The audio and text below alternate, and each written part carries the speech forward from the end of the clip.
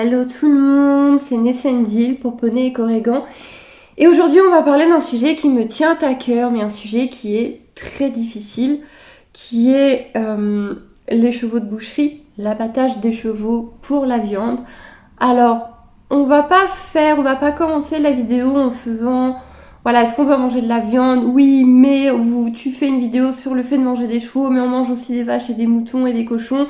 Eux aussi sont dans des conditions horribles. Je suis d'accord. On n'est pas là pour parler du fait de manger de la viande ou non. On n'est pas là pour parler de la misère animale dans son ensemble, dans sa globalité. On peut le faire un jour si vous voulez. Si vous voulez qu'on parle de ça sur aussi d'autres espèces, il n'y a pas de problème. Là, on va vraiment parler du cheval, parce que j'ai envie de parler du cheval. Ça fait partie de cette chaîne, tout simplement. Et j'ai des chevaux, j'ai pas de vaches. Et parce que pour moi, alors encore une fois que vous l'acceptiez ou non, parce que pour moi le cheval est un animal de compagnie. Malheureusement pour eux, les vaches, les moutons, les cochons sont classés comme animaux de ferme, animaux utilisés pour la consommation humaine, alors que le cheval l'est également, alors qu'à mon sens c'est un animal de compagnie. Oui, les vaches peuvent être de fabuleux animaux de compagnie, oui les moutons aussi, oui les cochons aussi, j'ai un cochon nain, elle est génialissime. Mais là, on va parler des chevaux. Et pourquoi pour moi les chevaux sont des animaux de compagnie? Bah tout simplement parce qu'ils nous donnent beaucoup. Quand vous montez un cheval pendant 15 ans sur son dos, 4 fois par semaine, je pense que c'est quand même pas mal nous donner. Et du coup, je trouve que c'est encore plus horrible, c'est mon avis personnel encore une fois, qu'un cheval qui a donné autant à l'homme se fasse manger après comme si de rien n'était. C'est vraiment quelque chose que je ne comprends pas. Je ne consomme pas de viande de cheval, je n'ai jamais consommé de viande de cheval.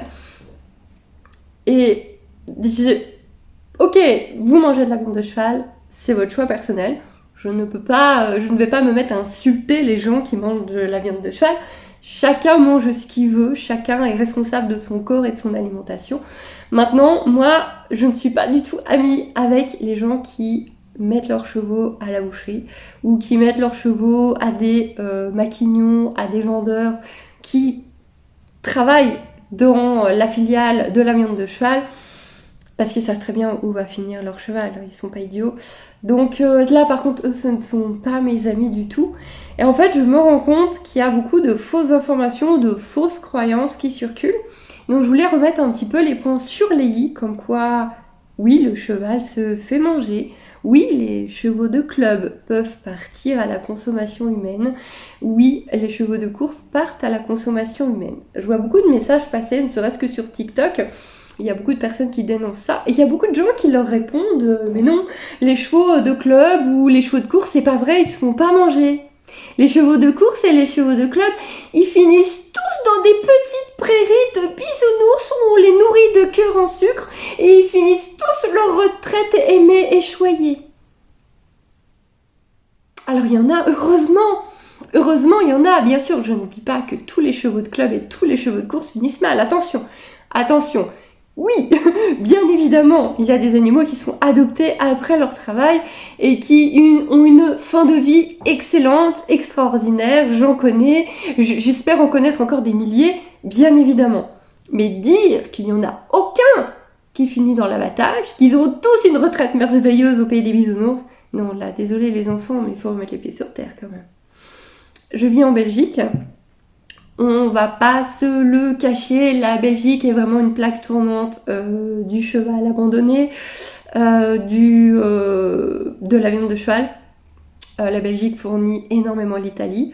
Donc si je dis pas de bêtises, on fournit énormément l'Italie, mais pas forcément pour la consommation humaine, puisque n'oublions pas que si un cheval ne va pas à la consommation humaine, il va dans la fabrication de croquettes, de colle, de plein d'autres choses.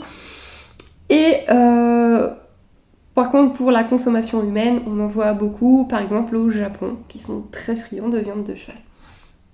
Encore une fois, on n'est pas là pour juger, il n'y a pas de souci. On va pas parler de ça, on va pas commencer à vraiment rentrer dans le vif du sujet de l'abattage en lui-même, parce que là on va tous faire des cauchemars. J'ai fait l'horrible erreur de chercher des images sur le sujet, ne le faites pas et je ne vous en mettrai pas. Je suis par exemple une association qui s'appelle 100 chevaux sur l'herbe, qui est une association belge qui se bat pour ces chevaux-là. Ils ont énormément de chevaux qui ont été retirés des filiales alimentaires, puisque donc nous en Belgique on a vraiment des grosses filiales alimentaires, mais aussi avec la Hollande qui est juste collée à nous, qui ont par exemple énormément d'élevage de frisons par exemple, où tous les poulains, tous les chevaux un peu fracassés, un peu tordus, un peu dont les éleveurs un petit peu trop en gros, partent également en abattage. Eux ont sauvé beaucoup. Et eux se battent parce que leur gros problème, c'est qu'il y a une loi débile en Belgique qui dit que les associations de protection animale n'ont pas le droit d'acheter de chevaux qui partent à la consommation de viande, qui partent pour la viande. C'est d'une débilité totale. Du coup, ils sont obligés de travailler avec d'autres personnes, c'est-à-dire que des particuliers doivent aller acheter les chevaux et ensuite ils les rachètent, ils les reprennent, bref, c'est un... Mais ils le font. Et donc, forcément, quand on les suit, quand on sait les marchés de chevaux qu'il y a en Belgique, on peut pas ne rien dire quand on lit. Oui, mais non, les chevaux qui partent dans la viande, c'est que des chevaux qui sont nés pour ça, comme les autres animaux alimentaires. Oui, il y a des élevages, principalement de traits ou de demi-traits, qui fournissent pour la viande. Les poulains naissent et sont engraissés pour la viande. C'est comme ça, ils sont élevés pour ça, comme effectivement les vaches, les moutons, les cochons. Donc, je ne mangerai toujours pas ces animaux-là, mais admettons. Effectivement, pourquoi ce serait différent pour eux et pas pour une vache? Donc effectivement, si c'est fait proprement, même si l'abattage, à mon sens, est toujours quelque chose de tellement terrible pour des animaux aussi sensibles, si c'est fait correctement, si les animaux profitent bien de leur vie avant de partir, soit. Si on pouvait éviter toute cette surconsommation de viande de toutes sortes, ce serait encore mieux, mais soit. Non, là, vraiment, je veux dénoncer ce... Mais vous croyez que vont les boiteux de course? Où vous croyez que vont les chevaux en sellé avec le dos comme ça, d'où les clubs ne veulent plus? Mais vous croyez qu'ils vont où? Donc, alors j'ai discuté avec ma vétérinaire qui, me connaissant, m'a annoncé directement qu'aux 6 mois de Nausicaa, on allait donc faire puce électronique, vaccin et son passeport, qui est donc son carnet de santé, les chevaux ont des passeports, en me prévenant que ce serait immédiatement un passeport bleu, qui est donc un cheval qui est apte à la consommation humaine. Parce que les chevaux, les poulains qui naissent, tout poulain qui naît est bon pour la consommation alimentaire, est bon pour la viande. C'est comme ça. Chaque poulain qui naît a son carnet bleu de ce cheval peut être mangé. Hacienda a son carnet bleu de cheval qui peut être mangé en France. C'est comme ça. On n'a pas le droit de demander, je crois que ce sont les carnets rouges qui sont pas pour la consommation, on n'a pas le droit de demander un carnet différent. Ça ne se fait pas, ce n'est pas possible. Le seul moyen que Nausicaa et Hacienda ne puissent plus rentrer dans la consommation, c'est d'avoir des traitements très spécifiques. Logiquement, elle m'a dit, il y a peut-être moyen de le demander pour Hacienda, du fait des médicaments qu'elle a eu en fin de gestation, qui sont des traitements assez lourds. Et avec ça, il y aurait moyen, alors il faut faire des demandes, des preuves, des machins, des trucs mûches, repayer des papiers et tout, mais il y aurait moyen peut-être pour Hacienda, à vérifier avec les molécules des traitements qu'elle a eu. Par contre, Nausicaa est un cheval qui peut être mangé. Et j'ai rien à dire. C'est un cheval, il doit être mangé. Le jour où j'en veux plus, je peux le mettre à l'équarrisseur. Je peux le mettre à l'abattage, et aucun problème. Personne ne me dira rien, c'est normal, c'est un cheval, il est là pour être mangé. C'est donc pareil pour les chevaux de course, c'est donc pareil pour les chevaux de club. Vraiment, quand je vois ces messages de « Mais non, mais c'est un cheval de club, il n'y a jamais de problème. » Alors, il y a des très bons clubs, il y a des très très très bons clubs qui ont des prairies pour leurs retraités, ou qui replacent leurs retraités dans des familles qui ont des gros coups de cœur pour eux, qui ont adoré les monter, qui ont créé une relation avec, et ça, c'est génial. Mais ce n'est pas le cas de tous les chevaux, surtout dans le milieu des courses. Dans le milieu des courses, il y a des milliers de chevaux qui naissent par an dans le milieu des courses. Des milliers de chevaux. Vous pensez qu'ils sont tous performants et qu'ils gagnent tous des courses? On ne garde que ceux qui gagnent des courses. On ne garde que ceux qui rapportent de l'argent. C'est mathématique. Vous êtes un gros élevage de chevaux de course qui a fait naître 50 poulains, et encore là on n'est pas sur un très gros élevage, qui a fait naître 50 poulains, vos 50 poulains ne vont pas gagner des courses. Vos 50 poulains ne vont pas ramener l'argent. Mais vous avez une structure.